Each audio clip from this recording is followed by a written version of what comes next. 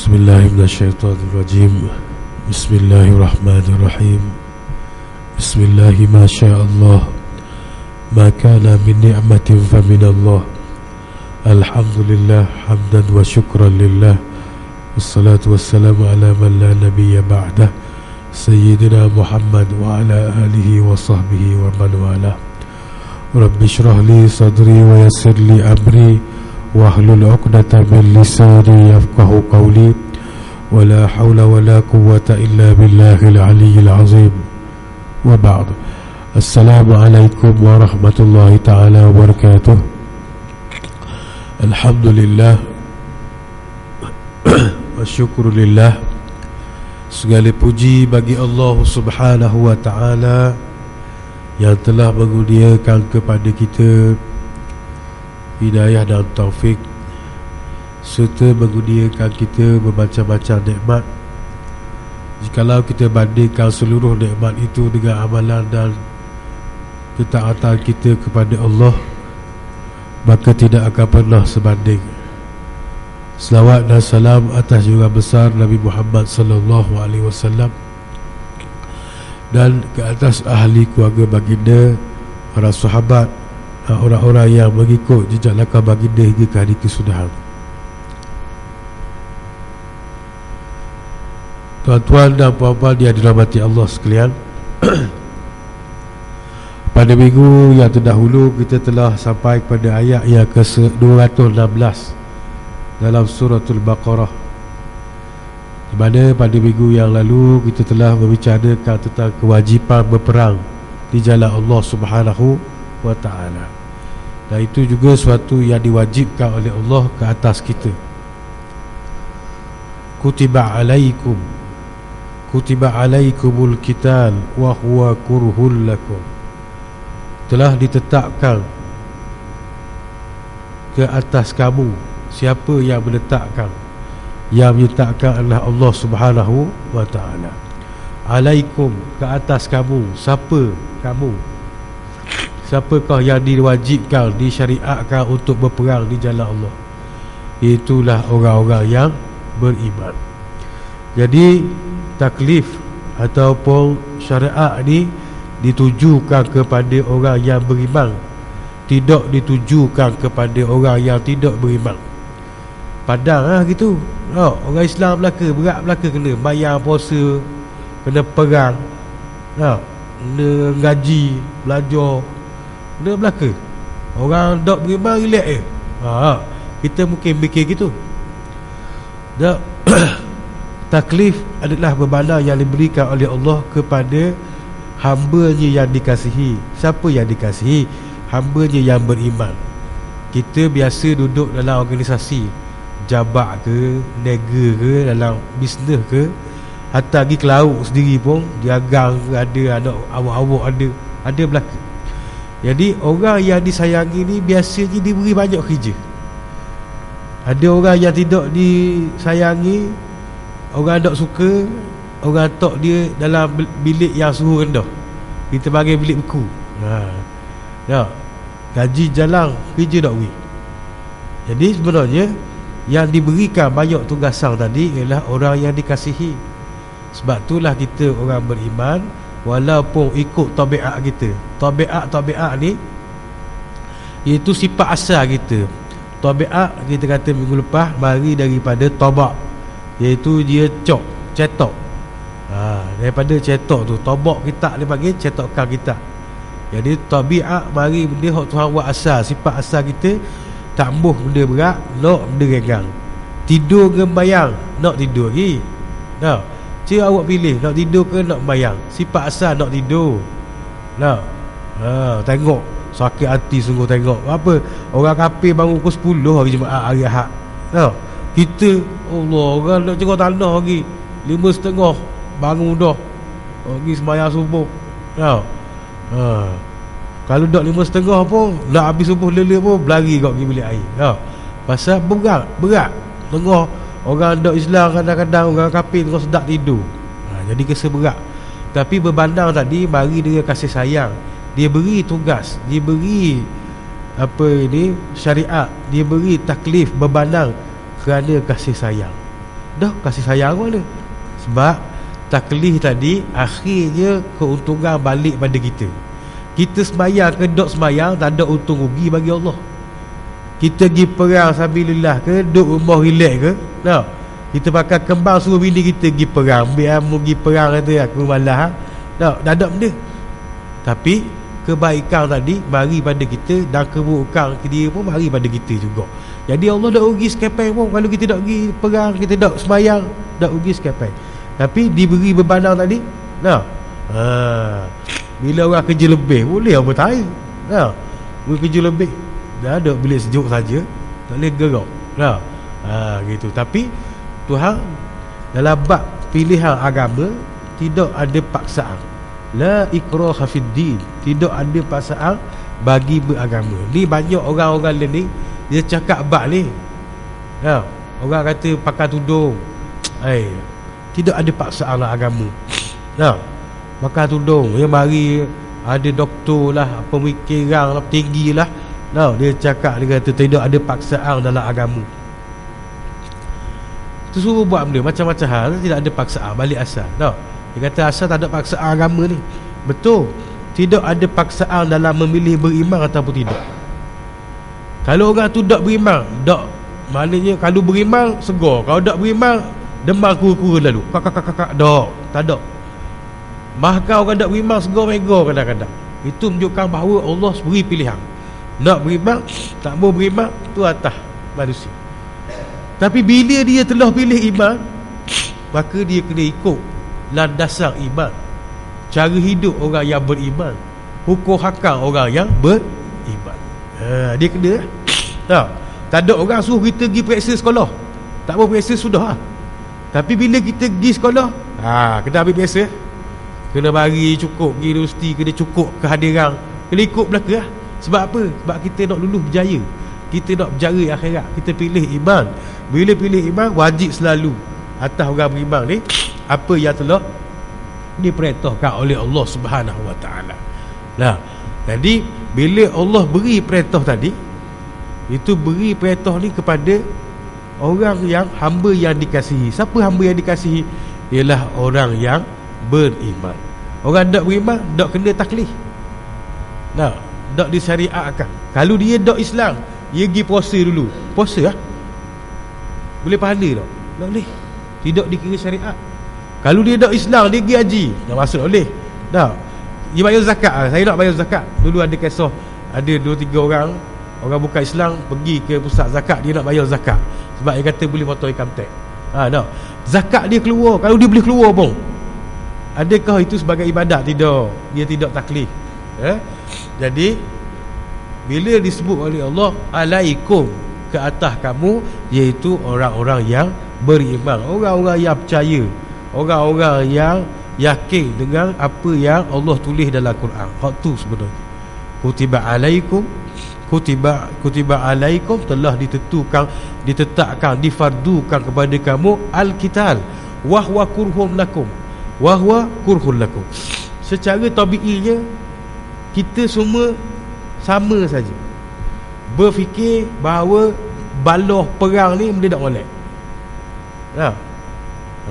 Dah orang berakhir baloh. Pasal orang berakhir baloh tu dia suka dia menang semua, sebab tu dia berakhir baloh. Ada orang berakhir baloh dia suka dia kalah semua. Tak ada. Orang tak berakhir baloh kalau suka kalah semua. Bila dia rasa menang, dia ada senjata ke, dia ada ilmu belawar ke, dia berakhir lah, sebab berakhir pedang. Tapi kalau sama-sama berat peperangan, semua orang kata tak bagus. Dari segi tabiat, dari segi sifat asal, dari segi fikiran asal kita.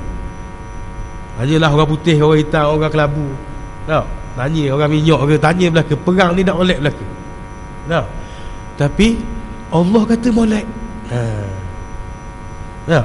Tapi sebelum Allah kata benda tu disyariatkan, tapi Allah kata wa huwa kurhul lakum. Tapi benda tu mu tak berakhir. Perang ni benda mu benci. Telah ditentukan kepada kamu peperangan pada jalan sabilillah, pada jalan Allah, wa huwa kurhul lakum. Dan benda tu memang membenci.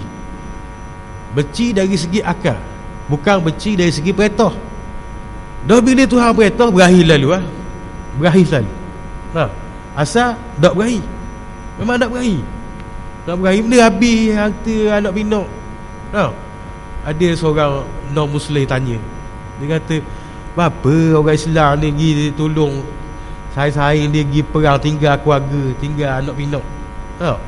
Dia tanya, pergi tinggal anak bini dia pergi berperang, pergi tolong jihad sabilillah, mana-mana di mana-mana lah. Macam mana dia boleh buat gitu? Dia tak sayang keluarga dia ke? Saya kata, meninggalkan keluarga kecil, pergi kepada keluarga besar.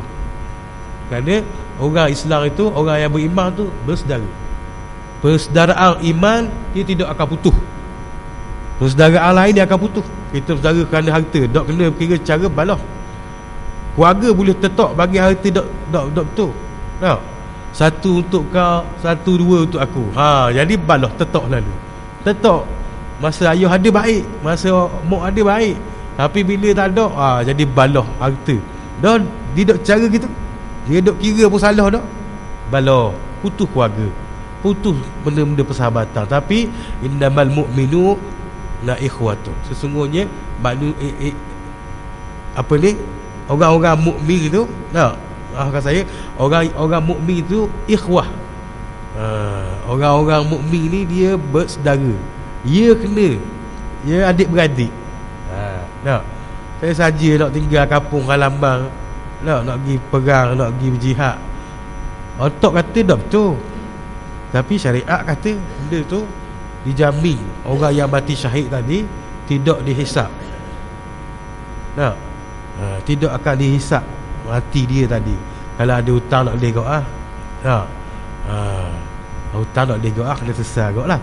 Tapi kalau dosa lain diampunkan, dihisap, dia dimasukkan ke dalam syurga tanpa hisap, tu mati sebagai syuhada. Jadi kita, sifat asal manusia memang tak berahi perang. Memang tak berahi. Asal dia tak berahi perang. Tapi Allah telah menunjukkan kebesaran dia. Dia menyuruh, dia memerintahkan. Allah memerintahkan kepada hamba-Nya apa yang tidak suka. Maksudnya apa? Allah menjadikan kebaikan di sebalik apa yang manusia tak suka. Apa yang manusia tak suka dikira dengan akal dia.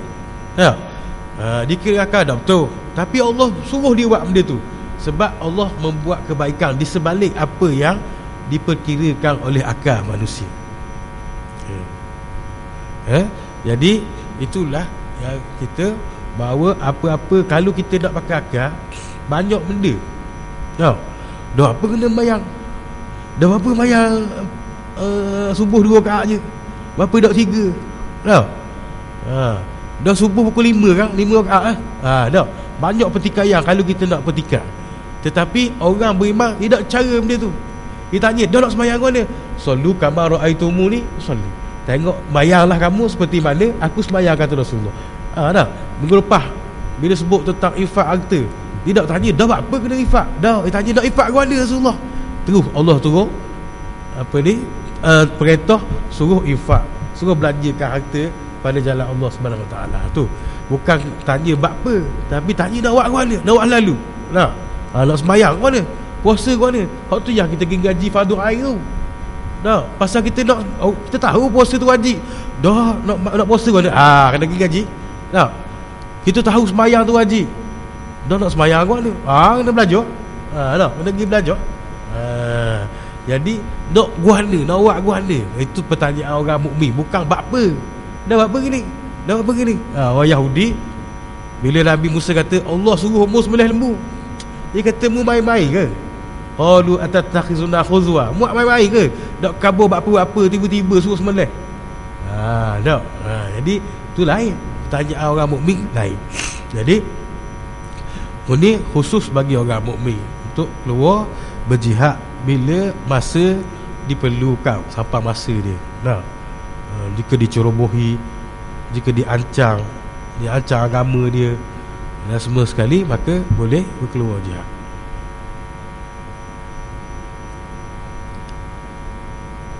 Pada hari ini kita tengok memang manusia menggunakan sifat tabi'i dia. Apa tabi'i dia? Tabi'i dia kata perang tak boleh. Bila dalam Islam Tuhan kata molek, orang bukan Islam kata ni galah, penggalah. Dalam agama dia ada perang ni, penggalah. Agama lain tak ada. Tapi tak ada agama lain duk besar senjata nuklear lah. Nah, dalam Islam ada perang, tapi tak ada kisah tu. Dunia Islam tak ada kisah tu.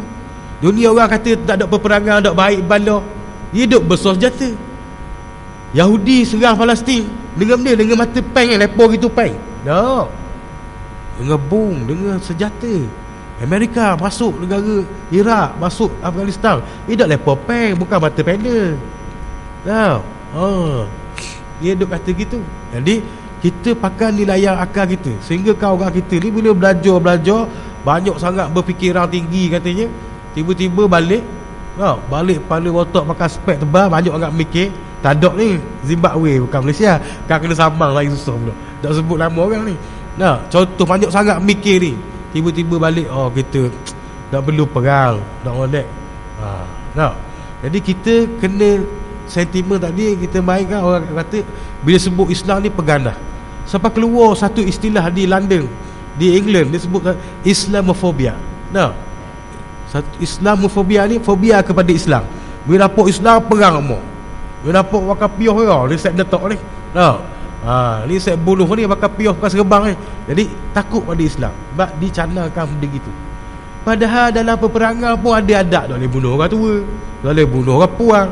Kecuali orang puang pergi perang lah. Orang puang di Qatar ni pergi perang, kena berlawan agak ke dia. Takkan nak dia bunuh. Tak boleh bunuh budak-budak. Nah. Tentera Turki sampai ke Balkan, buka Balkan, perang Osmaniyah. Tak ada makanan. Lalu patutnya tanah tu tanah tawanan dah. Boleh makan dah hepa situ. Dah. Boleh makan dah hepa-hepa kebun tu sebab tawanan dah.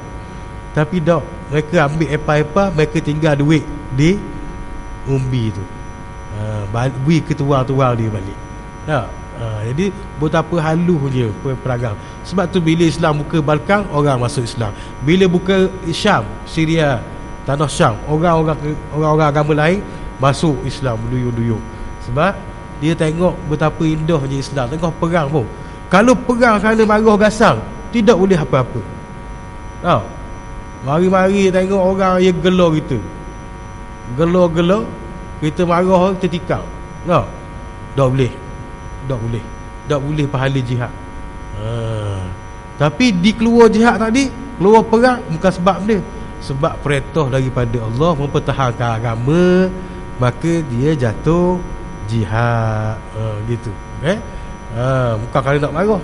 Lepas tu ada cerita, kalau Sayyidina Ali ke Sayyidina Umar, bila diludah, dia masuk balik pedang dia. Kalau orang kafir tanya tadi, bapa tak bunuh? Tak boleh bunuh dengan marah. Pasal bukan nak pertahan agama, tapi gerang meludah ni. Nak marah, nak jadi. Pasal dengan nafsu bunuh tadi. Itu kita faham, orang Islam disyariatkan berperang, tapi bukan dengan nafsu, bukan dengan niat untuk menjajah. Sebab tu orang Islam dia jajah ataupun dia buka suatu tempat, tentera Islam buka, dia tidak memaksa orang di situ masuk Islam. Tapi orang tempat masuk Islam kerana keindahan Islam tadi. Di Nusantara memang tak ada peperangan lah. Dekat kita ni, apa ni, Selatan Thai, Malaysia, Indonesia, tak berlaku peperangan lah dalam pembukaan Islam. Terima raja-raja, terima macam tu saja. Tak ada darah tumpah. Tapi di sebelah sana, orang hebat-hebat saja tu, Rom, Parsi. Waktu sampai kisah tu ada dirakam dalam Al-Quran. Semua Rom tu, bagaimana Rom telah dikalahkan oleh batu Rom. Rom telah dikalahkan oleh apa? Oleh Parsi. Sehingga kan dalam perang apa? Perang Ahzab, perang Khandaq pun Nabi tanya pada Salman, mana orang Parsi bila perang? Kata Salman, kita orang Parsi perang kereta gali parit. Parit luar lah. Bukan sekakang kera, kuda tak lepas. Bukan parit luar tu macam lokal rumah kita. Tak, wah. Strategi peperangan dia hebat. Jadi, tapi kita jangan sangka bahawa ketinggian teknologi, kehebatan strategi itulah yang membawa kepada kemenangan. Tidak. Tapi pertolongan Allah Subhanahu Wa Taala. Dah kita kata berat lah ni. Dok turun malaikat seorang pun tolong. Palestin berat. Bukan zaman kita saja. Uhud tak ada malaikat turun. Perang Uhud, perang Badar, malaikat turun. Itu kehendak Allah Subhanahu wa ta'ala. Tapi yang penting kita pasang dalam diri kita bahawa kemenangan tadi bukanlah kerana kepintaran, bukanlah kerana persenjataan yang canggih, bukanlah kerana kehebatan teknologi, tapi adalah pertolongan daripada Allah Subhanahu wa ta'ala. Kita sekarang jadi lemah kerana media mengalih pandangan kita. Dia tak cerita berapa orang Yahudi terbunuh, dia cerita berapa orang Palestin mati hari-hari. Kita jadi kelok. Padahal ada ramai juga tentera dia mati. Bila kita tengok mana orang Palestin tak mau mati, beribu-ribu mati ni, kelok kita, kesok kita takut. Itu cara dia kontrol dunia dengan media. Dengan media tadi dia boleh pusing, mengalih pandangan kita, mendatangkan kegerongan dalam hati kita. Tapi bila kita yakin bahawa itu janji Allah, pertolongan itu hanya dari Allah, kemenangan itu hanya daripada Allah, maka tak ada Yang penting sekali kita kena kuatkan diri kita, kena kuatkan iman kita, kepercayaan kita. Bila kepercayaan longgar, tu lemah, jadi lemah iman kita. Cakap ni pun dorok cetok kau. Jadi kita pakak.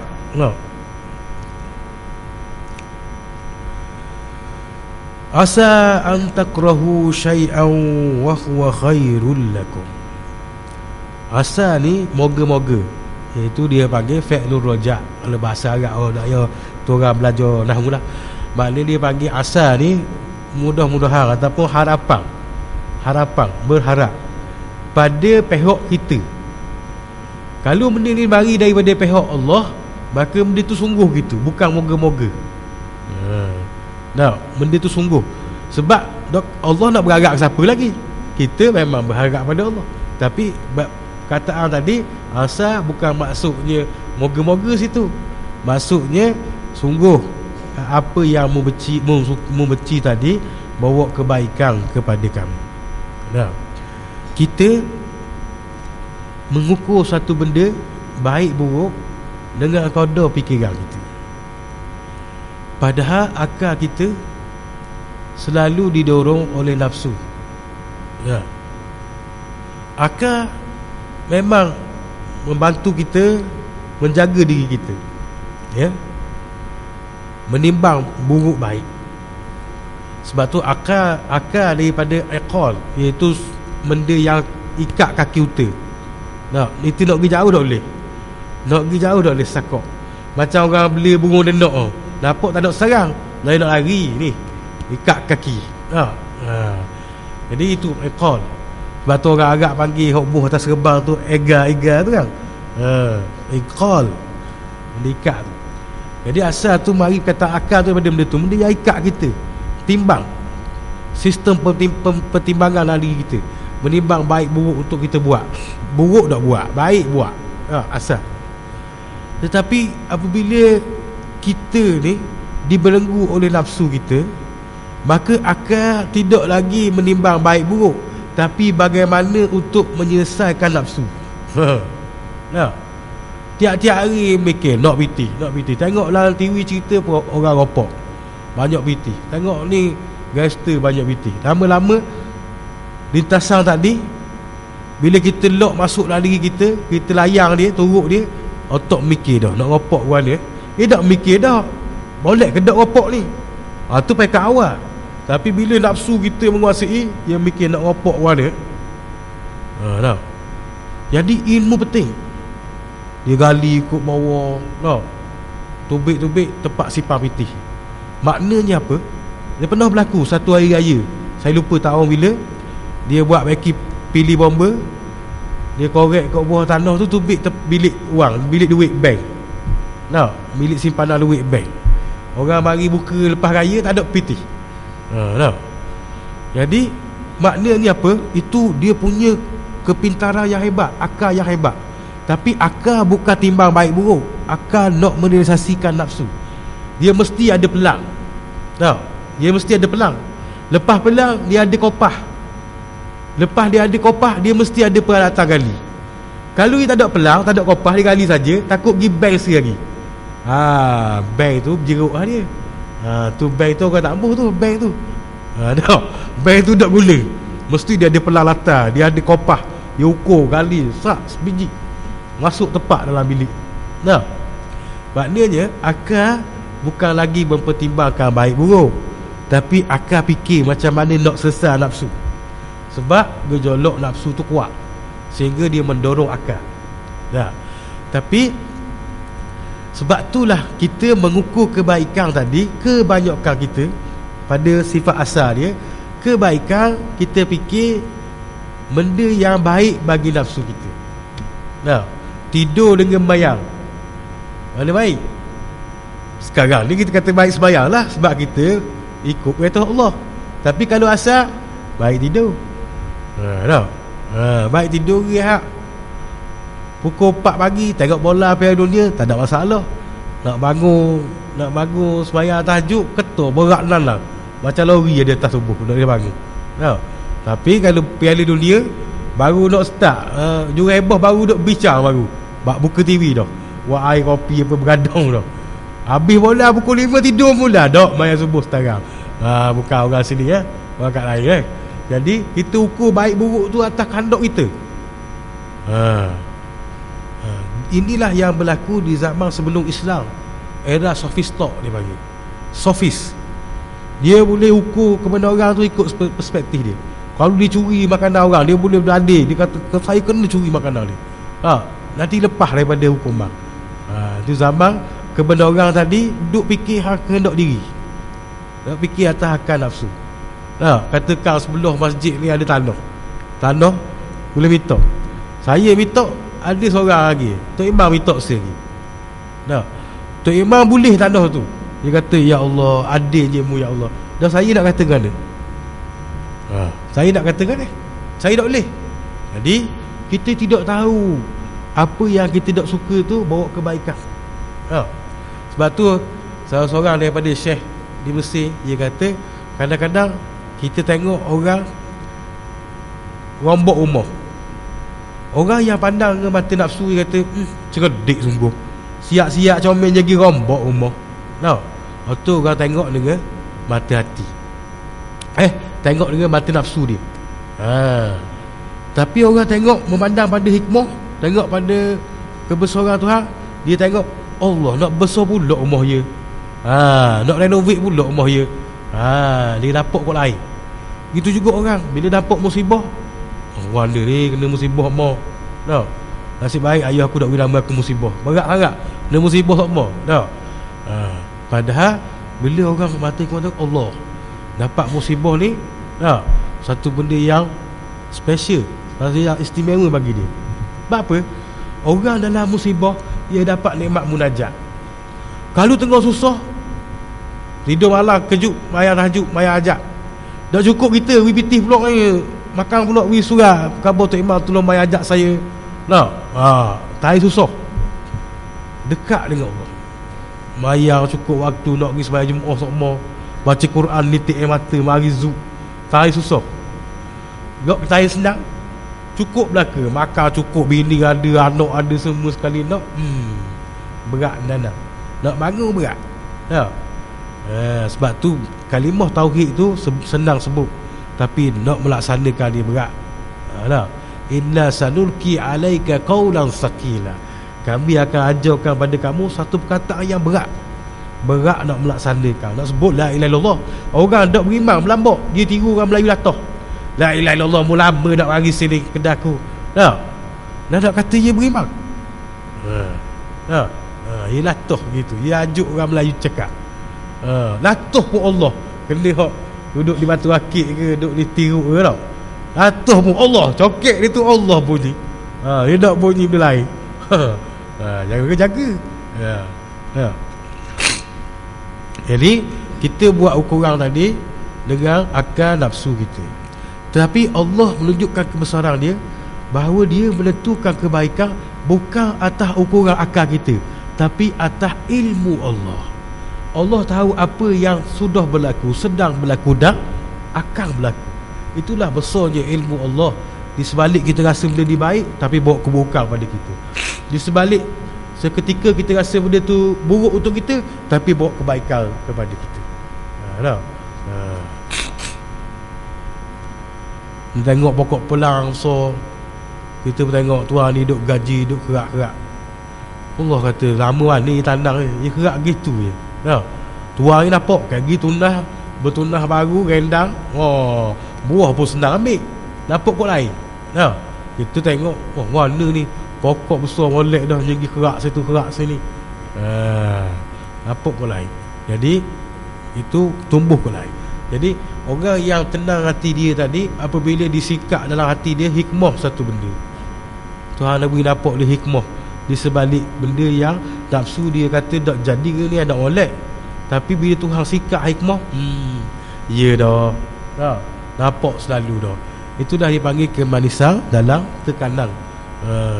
Yang tak ada nikmat munajat orang susah ni, rapat-rapat sungguh, dekat sungguh dengan Tuhan.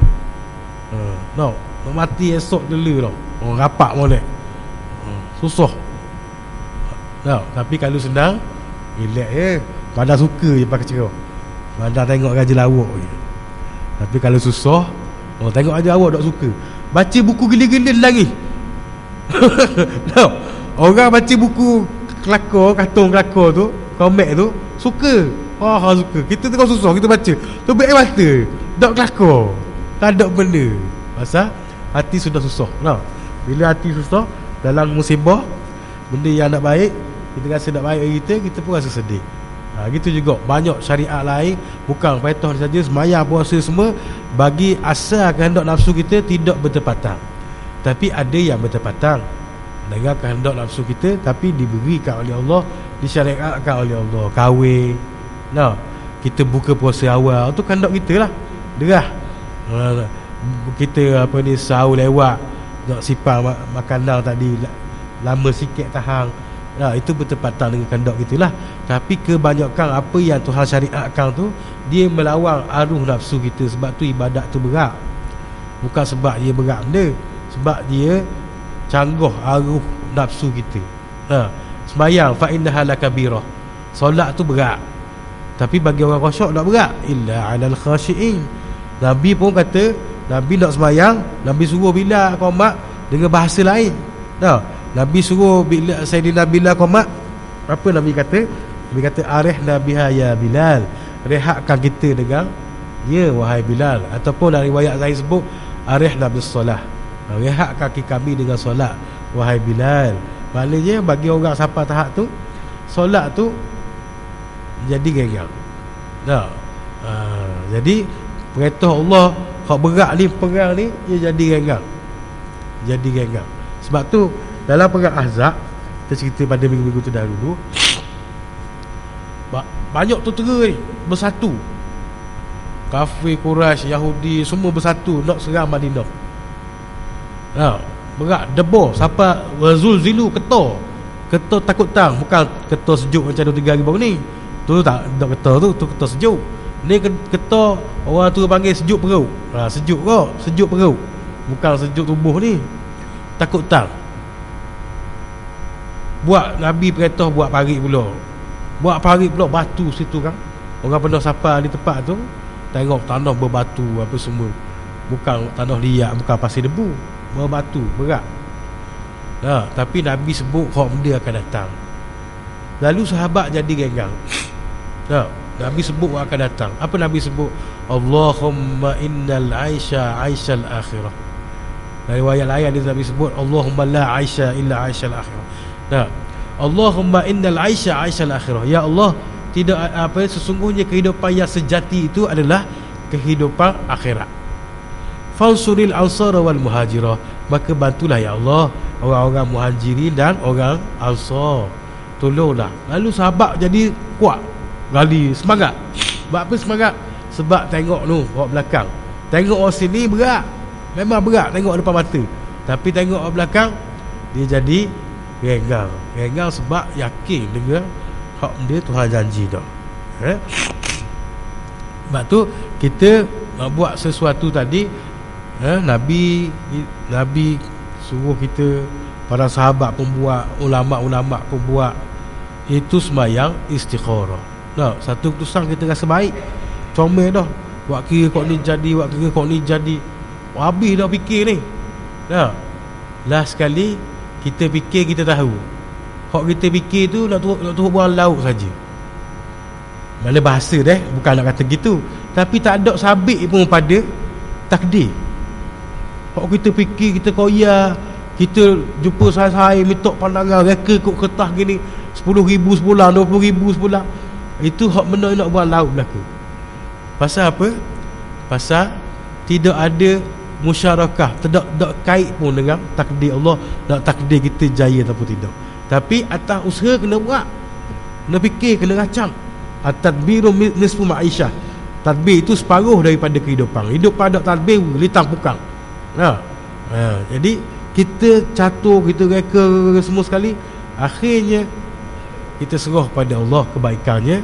Itulah yang kita panggil, kita bangun sembahyang istikharah, minta kebaikan daripada Allah Subhanahu Wa Taala, kerana hanya dialah yang mengetahui rahsia ilmu gaib, apa yang akan terjadi kepada kita, kebaikan akan menimpa kita, keburukan yang akan menimpa kita.